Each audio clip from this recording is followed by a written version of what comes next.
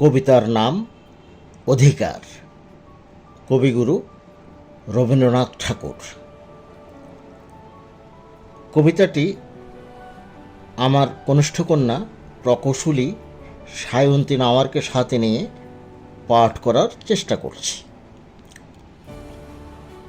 অধিকার বেশিকার বনের উপর, সেই তর্কে বেলা হলো বাজল দুপুর।